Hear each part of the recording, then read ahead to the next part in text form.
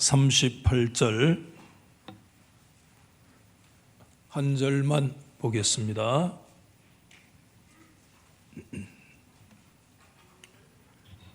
예수의 뒤로 그 발 곁에 서서 울며 눈물로 그 발을 적시고 자기 머리털로 닦고 그 발에 입 맞추고 향유를 부으니.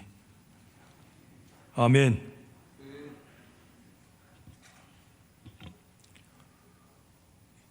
예수를 믿는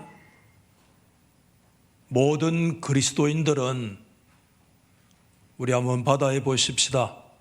부름받은 자들이다. 한 번 더 받아합시다. 부름받은 자들은 모두 다 사명자다. 그러므로 모든 그리스도인들은 다 사명자예요. 사명 그러면 목사만 사명 있는 게 아니고 예수 안에 부름을 받은 모든 성도들은 다 고유의 하나님께서 주신 사명이 있다라고 하는 거예요.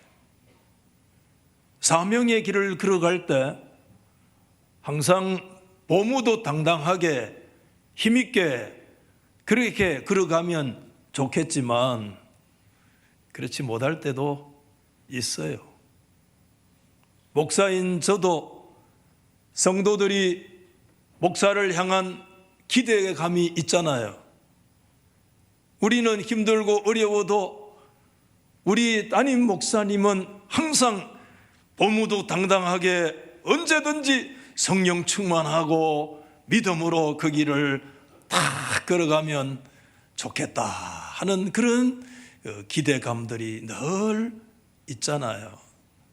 때로는 그렇게 하려고 애를 쓰지만 또 그 기대에 부응하지 못할 때도 있고, 때로는 이런저런 마음의 아픔 때문에 또는 눌릴 때도 있고 그래요.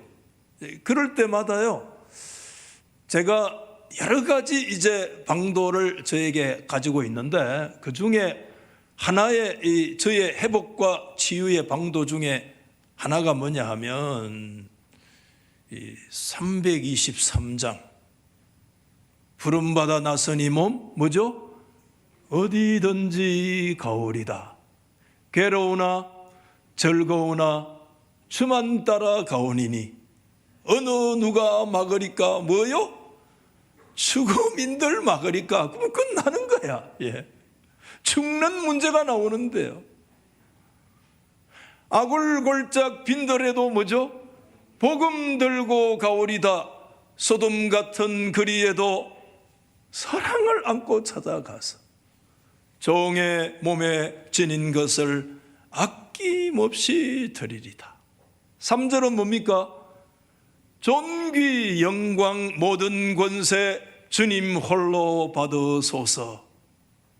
그 다음에 멸시천대는 제가 지고 가오리다. 마지막에 뭐죠? 이름 없이 빛도 없이 감사하며 섬기리다. 3절까지 갈 것도 없어요. 1절과 2절 말씀만 믿음의 시로 마음속에 이렇게 묵상하고 그 말씀을 놓고 또 새벽에 한두 번 기도하면 뭐 국면 전환이 돼요. 또 마음에 좀 아팠던 그런 부분들이 있을 수 있겠죠. 또 좀 비틀거리게 했던 그 요소들이 있을 수 있겠죠. 근데 그거 좀 떨어버리게 돼요. 그리고 마음이 좀 더 차분하고, 그래 하나님께서 이 길을 걸어가라고, 이 길이 내가 걸어가야 할 길이 아니가라고 그렇게 다시 마음이 가다듬어지면서 묵묵하게 그 길을 걸어가도록 하는 것이 323장 중에 하나예요. 그래서 이게 한국 사람이 작사 작곡을 해서 그런지 몰라도요, 다른 찬송가보다도요 훨씬 더 진하고 또 우리의 정서에도 잘 맞고, 그래서 그런지 우리 한국의 성도들이 이 찬송가 정말 자신 있게 부를 수 있는 곡은 하나도 없지만 그래도 이 찬송가 우리가 매우 사랑하고 좋아하고 있는데, 그 가운데 제가 좋아하는 구절이 뭐냐 하면 이름 없이 빛도 없이 뭐죠? 감사하며 섬기리다. 이거 말고요 다른 구절들은 너무 대요. 죽음인들 막으리까, 멸시천대, 악을 골짝 빈더라도 사랑을 안고 찾아. 정말 된 그런 구절들이 많은데 그 가운데서도 좀 부드럽고 그러면서도 이름 없이 빛도 없이 감사하며 섬기리다. 이 안에 우리 사명의 길들이 다 여기에 포함되어 있는, 우리 성도의 신앙의 삶이 다 포함되어 있는 그 태도가 뭐냐 하면 이름 없이 빛도 없이 감사하면서 섬기면서 나가겠습니다. 그래서 오늘 직원 임명주일이기도 하고 해서 일단 제가 제목을 이렇게 딱 적어봤어요. 이름 없이 빛도 없이 하고 제목을 정해놓고 성경으로 들어갔어요. 그럴 때도 있거든요. 그래서 성경 말씀을 보면서 정말 이 이름 없이 빛도 없이 감사하면서 이것을 잘 드러내는 그런 성경의 인물이라고 할까, 그런 어떤 내용이 무엇이겠는가 하고 역으로 그렇게 한번 생각을 해보았는데, 이런저런 생각들을 가지다가 제가 마지막에 마음이 딱 이렇게 결정된 본문이 오늘 누가복음 7장에 예수님에게 향유를 부었던, 여러분 복음서 안에 예수님께 향유를 부었다고 하는 그 여인에 대한 기록이 4차례 기록되어 있어요. 그래서 어떤 사람들은, 학자들은 이 4차례가 모두 다 하나의 사건을 각자의 관점에서 기록한 것이다 이렇게 얘기하는 사람도 있고, 어떤 사람은 하나의 사건이 아니라 좀 구별해 보면 2가지 정도의 사건으로 구분될 수 있겠다 이렇게 얘기하는 사람도 있는데, 저는 후자인 하나의 사건이 아니라 2가지 정도 사건으로 그렇게 나눌 수 있는데, 요한복음 12장에 보면 마르다와 그 동생 마리아가 예수님께 향유를 부었던 그 사건이 분명히 언급되어 있고, 그 사건과 또 다른 하나의 사건으로 오늘 이 누가복음 7장에 예수님을 향해서 향유를 부었던 이 무명의 여인, 어떤 사람들은 이 여인을 일컬어서 막달라 마리아 아니겠는가. 그래서 우리 찬송가에도 향유를 부은 옥합을 깨뜨린 막달라 마리아라는 찬송가 가사도 있는데, 사실은 정확하게 신약 성경에서 그런 내용들을 분명한 근거를 하고 있지는 않죠. 그래서 막달라 마리아가 아니겠나, 죄인이라는 그런 말씀도 있고 뭐 그런 추측은 할 수 있지만 어쨌든 성경이 결정적으로 말하고 있지 않기 때문에 결정적으로 말하기가 어려운 것이 사실입니다만은, 그래서 저는 오늘 이 누가복음 7장에 예수님께 향유를 부었던 이 무명의 이 여인의 모습을 통해서요, 정말 우리가 주님을 섬겨 나가야 될 그런 몇 가지 특징들 시간 되는 대로 그렇게 좀 나누면 좋겠다 생각을 가졌어요. 첫 번째, 제가 이 말씀을 보면서 이렇게 소제목을 적어봤는데, 여인의 침묵하는 여인. 그 여인의 침묵에서 저는 뭐를 보기를 이 시간에 원하느냐 하면, 우리 하나님의 교회에 부름받은 모든 직분자들의 이 입술을 좀 보면 좋겠다 이런 생각을 가졌어요. 여러분 누가복음 7장의 이 기록은 36절 말씀부터 저 뒤에 50절 말씀까지 여타 다른 본문에 비해 가지고요, 상당히 누가복음은 이 여인의 내용들을 좀 길게 다루고 있는 편이에요. 그렇지만 여러분, 좀 이상할이 많지, 오늘 이 말씀을 가만히 보면 그 여인이 어쩌면 스토리로 보면 주인공 격일 수 있잖아요. 그런데 그 주인공 격인 그 여인은요, 한마디 말을 하지 않아요. 얼마든지 예수님과 대화를 하고 또 그곳에 있는 사람들끼리 자기들이 빈정거리고 자기들이 찍고 까불고 비난하는 그런 일들이 짧은 그 공간 속에서 짧은 시간 안에 일어나고 있어서 얼마든지 끼어 들어가서 아니야 라고 뭔가 한마디라도 말할 수 있을 것 같은데, 누가복음 7장에 가만히 보면 이 여인은 침묵하는 여인, 그러면서 그저 섬김이라고 하는, 행동하는. 그래서 오늘 이 내용의 말씀을 가만히 보면 그런 얘기를 하는 것 같아요. 한번 받아하십시다. 섬김에는 말이 필요 없다. 그 말씀을 하고 있는 것 같아요. 섬김에는 그다지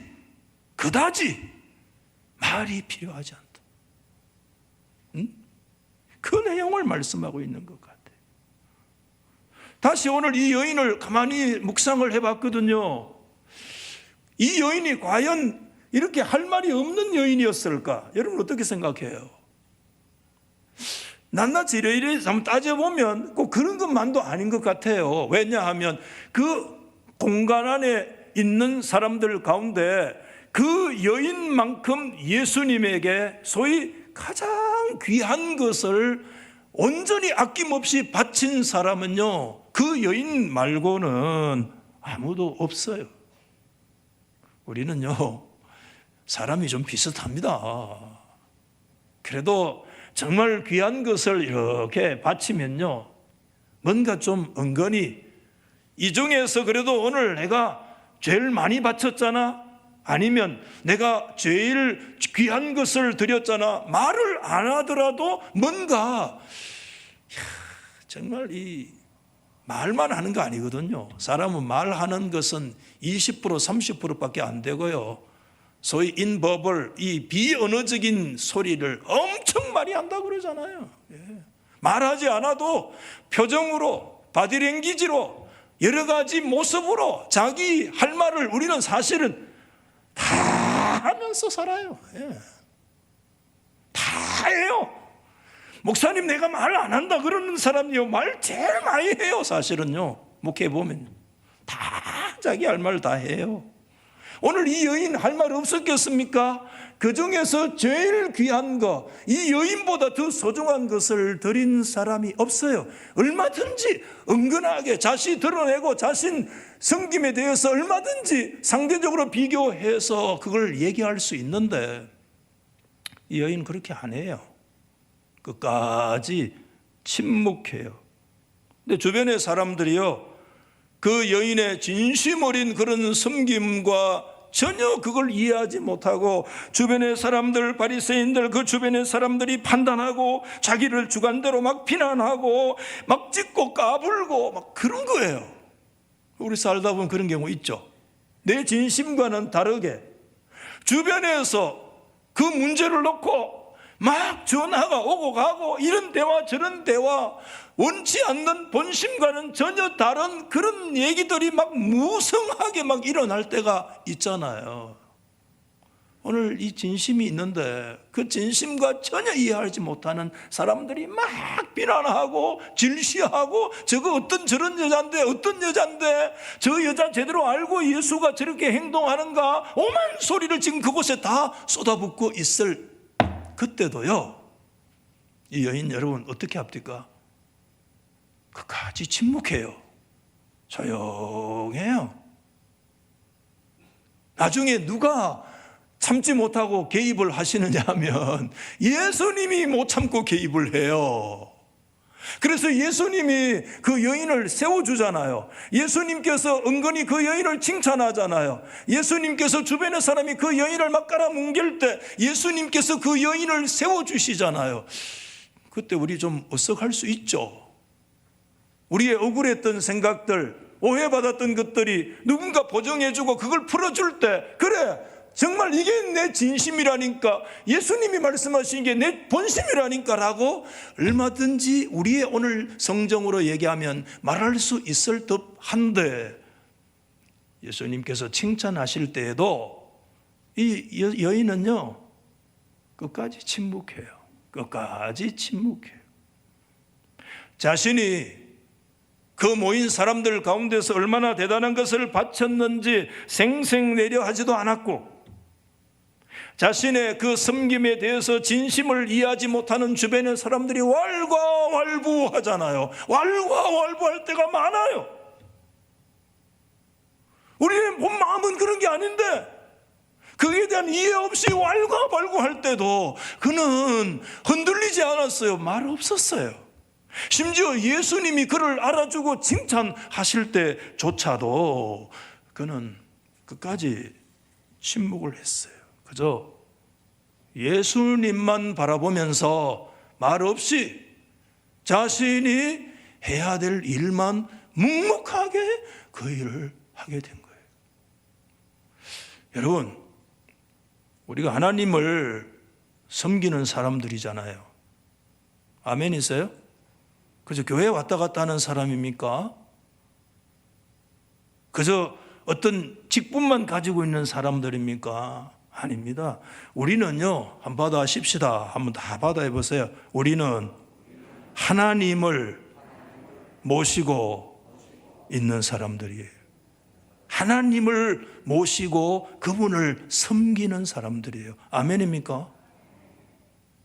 하나님을 섬기는 사람들은요, 하나님을 섬기기 때문에 때로요 하고 싶은 이야기도요 한 번 더 죄송합니다. 믿음으로 받아 보십시다. 가슴 속 깊이 묻어둘 필요가 있다.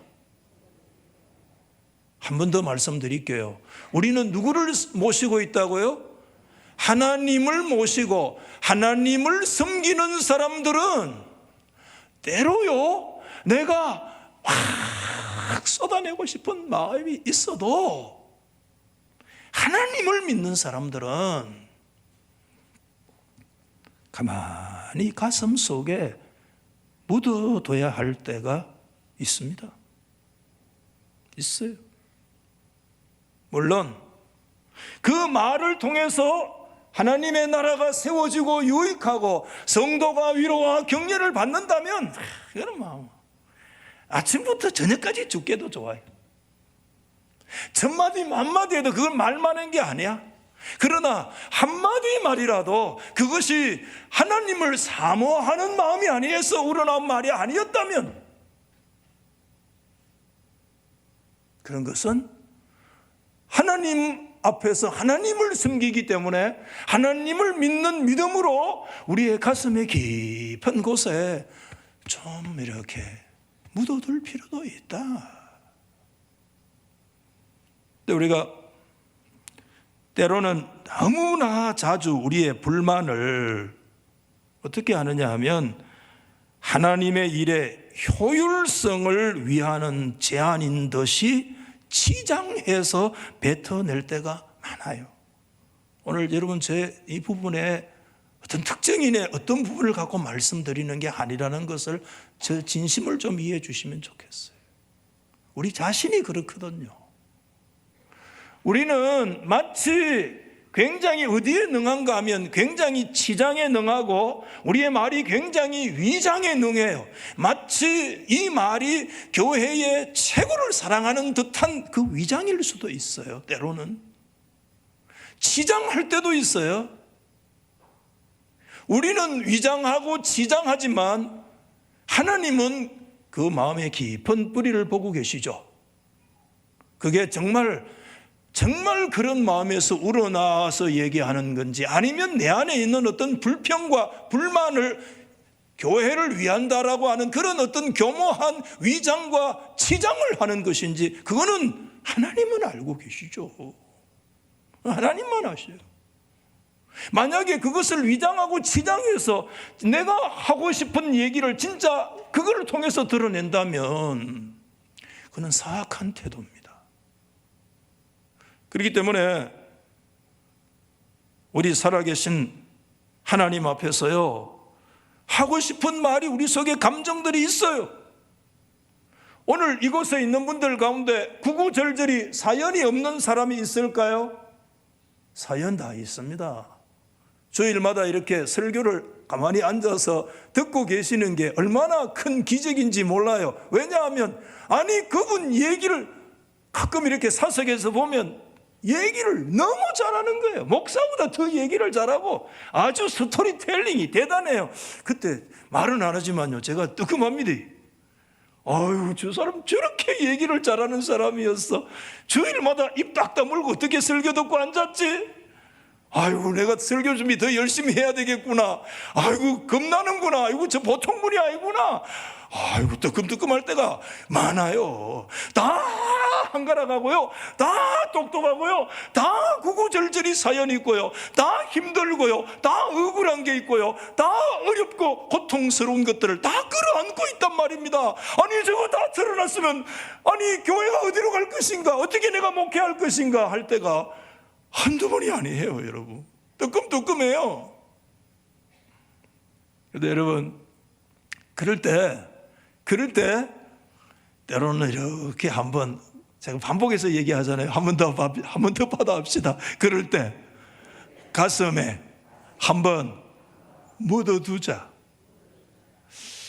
그래서 제가 이 말씀 보면서 어떻게 이게 가능할까 그렇게 생각했는데, 그때 제가 요새 이런 구절을 다시 발견하게 됐어요. 그게 뭐냐 하면 고린도후서 12장 12절 말씀에 보면, 여러분, 사도 바울이 고린도 교회와의 관계가요 굉장히 껄끄러웠어요.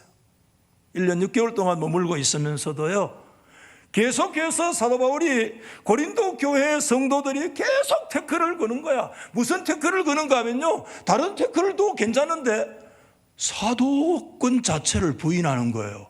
만약에 여러분 저에 대해서 아이고 목사님 설교를 좀 잘하십시오, 그것도 이렇게 가슴 아프게 제가 받아들이죠. 아니 목사님 좀 이렇게 좀 하시면 좋겠습니까? 아니 그 얘기도 부족하니까 또 받아들일 수 있죠. 눈물로 또 받아들일 때도 있죠. 아니 목사님 좀 더 다정하게, 좀 더 친근감 있게 하면 좋겠습니다. 아 그것도 제가 부족해서 또 받아들이죠. 100가지 부족한 거 얘기하면 다 받아들이는데, 목사님 내가 아무리 봐도 목사는 목사 아니야 이러면 제가 곤란하죠. 목사인데 목사 아니라고 그러면 똑같은 거예요. 고린도 교회가 계속해서 사도 바울을 보고 사도 아니라는 거야. 사도직에 대해서 계속 태클을 거는 거야. 못 참을 정도로, 도저히 견딜 수 없을 정도로. 그런데 그때 이렇게 얘기했어요. 사도의 표가 된 것은 이게 뭐죠? 내가 당신들 앞에서 사도라고 내가 표징이 뭐냐 하면, 첫 번째 너희 가운데 있을 때 첫 번째 뭐죠? 참음, 인내. 그 다음에가 뭐냐 하면 표적과 기사와 능력을 행하는 것이다. 아니 사도쯤 되면 그래도 표적과 기사도 능력도 행하는 거, 이거 정말 당연한 거 아니에요? 그런데 그 표적과 능력과 이런 기사를 행하는 것 이전에 내가 고린도 교회 당신들 앞에서 내가 사도됨의 제1표지를 내가 삼는 게 뭐냐 하면 뭐라고 얘기합니까? 모든 일에 내가 참은 것이다 이렇게 얘기한 거예요. 참는 것이다. 이 말씀이 다시 오더라고요. 우리가 하고 싶은 얘기가 막 많아요. 막 내 안에 막 주일날 한번 오면 막 원망 불평이 막 엄청 쌓이는 거예요. 집에 있을 때는 안 그런데 막 주일날 교회만 오면 왜 그렇게 원망 불평이 우리 안에 막 들어차는지. 사람이 그럴 때가 있거든요. 누구든지. 그럴 때 그게 정말 하나님을 사모하는 깊은 마음에서 우러난 것이라면 생각해 봐야 돼요. 아니면 내 안에 있는 깊은 그 타락과 내 안에 있는 이 깊은 죄의 역사와 내 안에 있는 이 깊은 불신앙이 마치 교회를 위한다고 하는 어떤 위장되고 포장된 것으로 드러나고 있는 것인지에 대해서 깊이 들여다보면서, 그게 하나님의 나라에 유익하지 못하겠다 싶으면 그걸 한번 눌릴 수 있는, 그게 뭐가 가능하냐, 무엇이 우리로 하여금 그렇게 할 수 있게 하느냐, 그게 참는 거예요. 참는 거. 여러분이 참는 은혜가 저와 여러분 가운데 있기를 예수 이름으로 축원합니다. 저도 저에게 바로 적용을 했어요. 내가 목사대의 표징의 첫 번째가 뭐가 돼야 될 것인가? 인내가 돼야 되겠구나. 우리 사랑하는 장로님들이 장로됨의 제일 표징이 뭐가 돼야 되겠는가? 인내가 되면 좋겠구나. 우리 집사님, 권사님, 우리 사랑하는 성도들이 성도됨의 그 제일 덕목이 뭐가 되면 좋겠는가? 적어도 사도 바울의 이 고린도후서 12장 12절 말씀을 근거로 해서 본다면 좀 참으면 좋겠구나. 그 참음 때문에 형제가 좀 더 유익해지고, 그 참는 것 때문에 교회가 한마디 말을 더 줄이고, 그 참는 것 때문에 한 번 참아서 교회가 좀 시험을 이겨낼 수 있다고 한다면, 그 참는 것 때문에 교회가 조금 더 덜 아플 수 있다면, 나의 목사됨의 제일 표지를, 사도됨의 제일 표지가 모든 참는 것이었다. 제가 이 말씀을 보면서 이게 어디서 또 왔을까 또 생각해 봤는데 다른 데서 오는 게 아니더라고요. 예수님께로부터 온 거예요, 사실상. 여러분, 이사야가 예수님에 대해서 700년 전에 예언할 때, 이사야 여러분 그 유명한 53장 7절 말씀에 뭐라고 얘기했어요? 그가 곤욕을 당하여 괴로울 때에도, 첫 번째 뭐지요? 그의 입을 열지 아니하였으며 마치 도수장으로 끌려가는 어린 양과 털 깎는 자 앞에서 잠잠한 양같이 취급을 받았지만, 또 한 번 얘기합니다. 그의 입을 열지 아니하였도다. 이 말씀 그대로 예수님은 우리의 생명을 구원하기 위해서 무한한 희생과 그 섬김과 고난의 십자가의 길을 그렇게 고통스럽게 걸어가시는 그 순간에도 한 번도 예수님 항거하지 않으시고 자신의 억울함을 주장하신 적도 없고, 한 번도 입을 여신 적이 없고, 입을 여셨다면 기도하시고, 입을 여셨다면 불쌍히 여겨달라고, 저들 알지 못해서 저렇다고, 저들의 죄를 용서해달라고. 여러분, 오늘 저는 이 말씀을 이렇게 보면서, 오늘 말씀을 그렇게 여기에 이렇게 적었어요. 때로 우리가 너무 말이 많구나. 너무 말이 많아요. 그래서 저희 어머니가 저를 보고 그랬어요. 여러분 용서하고 들으십시오. 저 어머니 문자 그대로 씁니다. 저놈의 자식은 주뒤로 떡을 하면 조선 군대가 먹고도 남겠다. 그랬어요, 저희 어머니가. 입으로 떡을 하면 조선 군대가 먹고도 남겠다. 그 뭡니까? 말만 앞세우지 마라. 하나님의 나라는 사실상 섬기면은 말이 별로 필요가 없어요, 여러분. 말이 별로 필요가 없어요. 말을 아끼는 아름다움의 역사. 그래서 오늘 이런 캠페인 한번 말씀드립니다. 2022년도에는 한번 받아 하실까요? 우리 다 입을 한번 열어보세요. 입을 다 봉해 놨어요, 입을 어때 그러대 입을 봉한 거는 말 좀 줄이라고 하나님이 마스크 끼웠다 카대. 맞는 말인 것 같아요, 그렇죠? 예. 어쨌든 한번 받아 합시다. 한번 더 받아 합시다. 나부터 다 받아야 봐. 이건 캠페인이야. 나부터 한마디라도 줄이자. 한 번 더 받아 합시다. 또 더 줄여보자고. 또 한마디라도 줄이자. 아멘 하는 자에게 복이 있을지어다. 아멘 하는 자에게 복이 있을지어다. 한 번 더 받아 합시다. 한마디라도 좀 줄이자. 특별히 코로나 때는 더 줄여야 돼. 마스크까지 좀 덜 지키라고 마스크까지 끼놨는데도 2목 3목 지키면 안 돼. 지킨다 그런 거 알죠?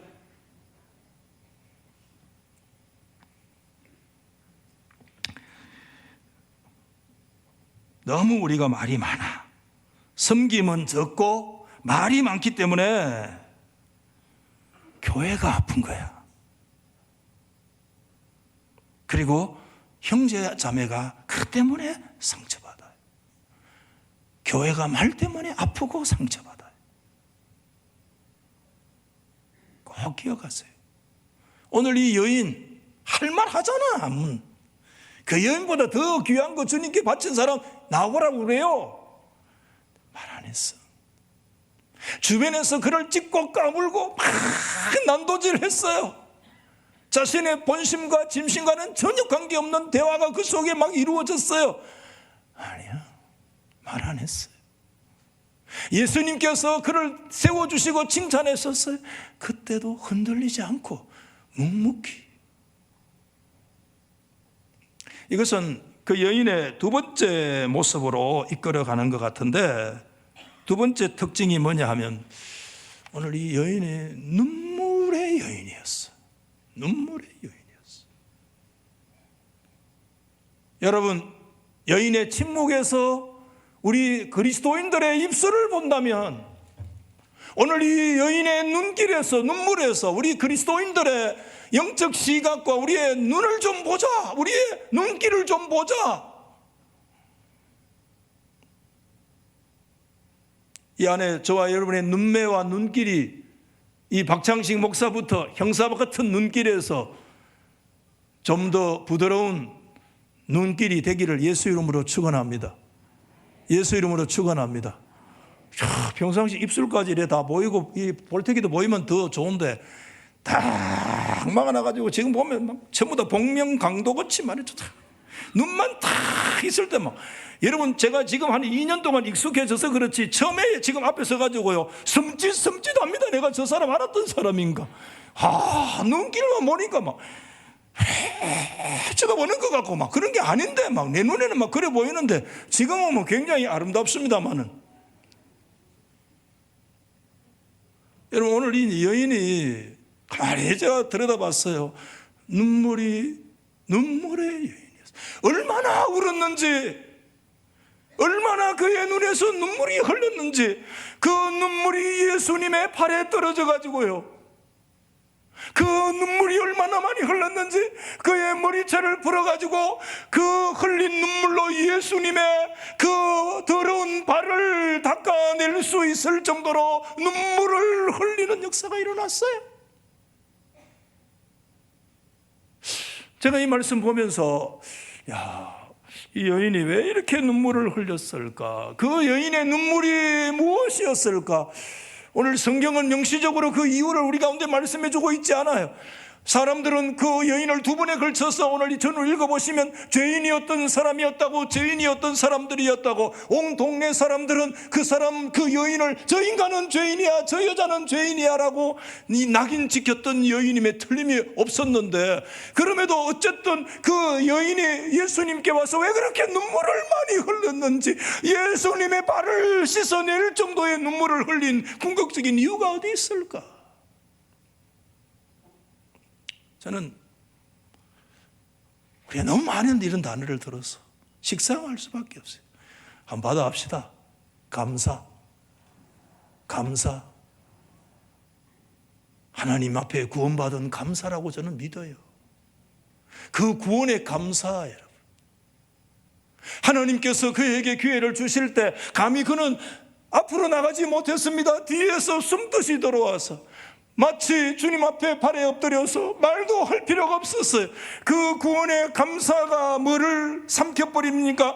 그의 입에서 나오는 논리를 삼킵니다. 말을 삼킵니다. 우리가 엄청나게 말을 많이 하지만 감사가 있을 때 그 감사가 우리의 마음을 삼키는 거예요. 왜 말이 많이 나오느냐? 내 안에 감사와 감격이 끊어졌기 때문에. 감사와 감격이, 그 눈물이 그 말을 다 주워 삼키는 그 주님을 향한 감사의 표현과 그 섬김에는 말이 필요가 없었어요. 눈물이면 좋겠어요. 행동이면 좋겠어요. 다른 거 필요 없었어요. 여러분, 하나님 앞에 우리가 섬길 날이 많지 않습니다. 미안하지만 코로나 2년 지나는 가운데 성도들이 많이 늙었어요. 많이 약해지고. 당신은 안 약해지나? 묻지 마세요. 여러분, 우리가 순식간에 지나갑니다. 여러분, 시간이 없습니다. 한번 합시다. 시간이 없다. 감사할 시간이 없고 섬길 시간이 없습니다. 여러분, 우리가 정말 가장 시급한 일이 뭔 줄 압니까? 주님을 섬기는 일이 가장 우리 인생에서 시급한 일인 줄 믿으시기를 예수 이름으로 축원합니다.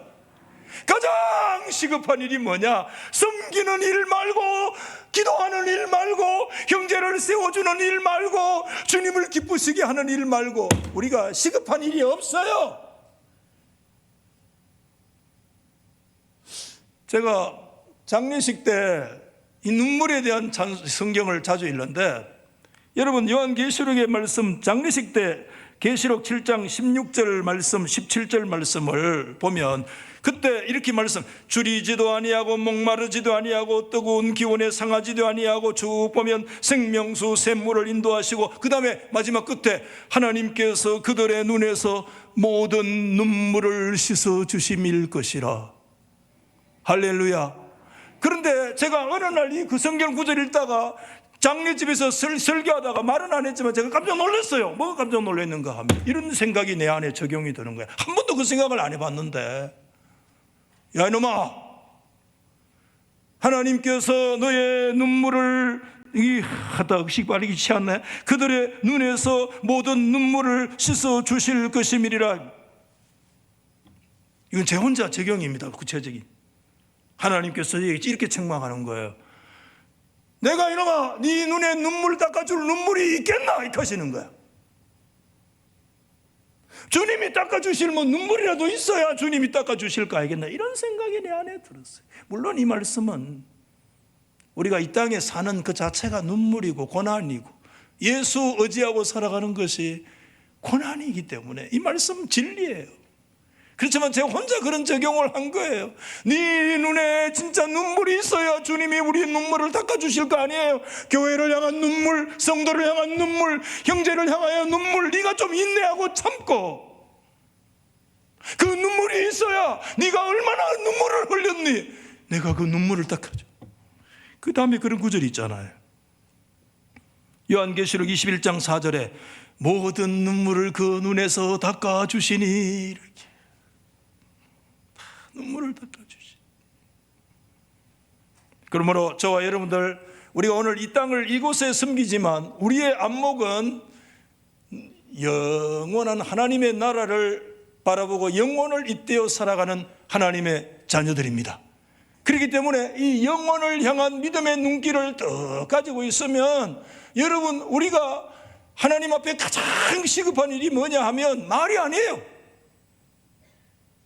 말 이전에 뭐냐 하면 눈물과 섬김. 마지막 저는 이 여인에게서 이런 3번을 좀 정리를 해봤는데, 간단히 정리를 해보면 여인의 마음이 오늘 이 성도인 저와 여러분들의 겸손과 우리의 이 낮아짐을 볼 수 있겠다.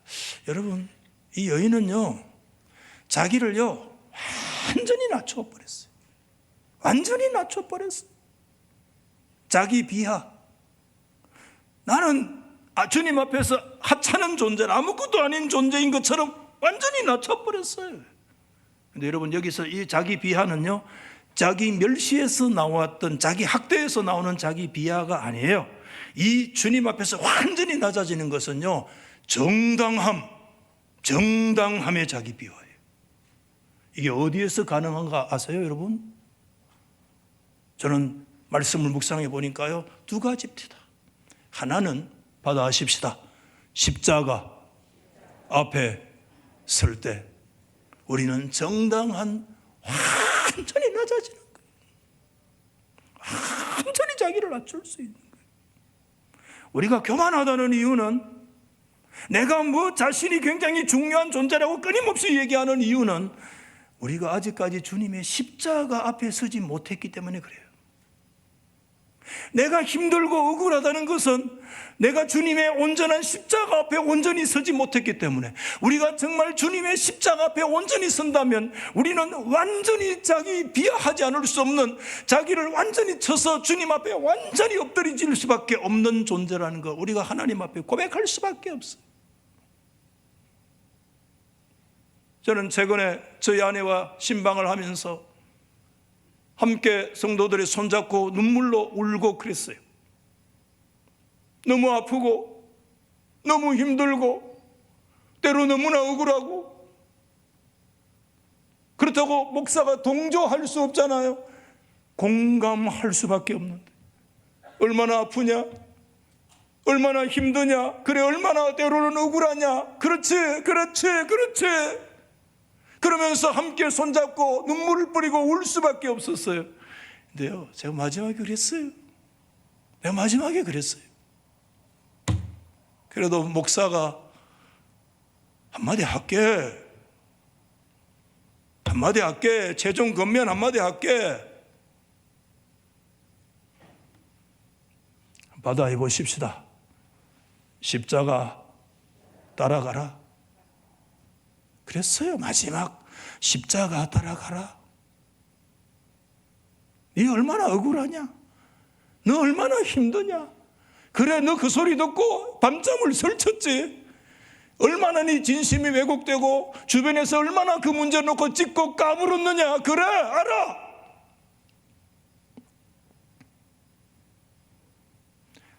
십자가 지고 가자. 우리 십자가 앞으로 서자.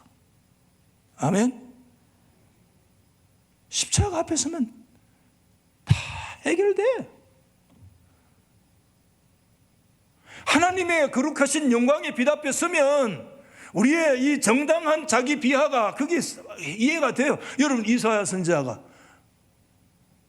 하나님 앞에 그 영광스러운 영광 앞에 탁 노출되었을 때, 여러분 이사야 6장에 뭐라고 그랬어요? 이사야 선지자가 하나님 앞에 뭐라고 그랬어요? 내가 망할 존재네, 내가 죽일 놈이네, 그랬잖아요. 네가 문제인 줄 알았더니 내 입술이 문제구나, 내가 하나님 앞에 심판받아야 될 존재구나 하는 것을 깨닫게 됐잖아요.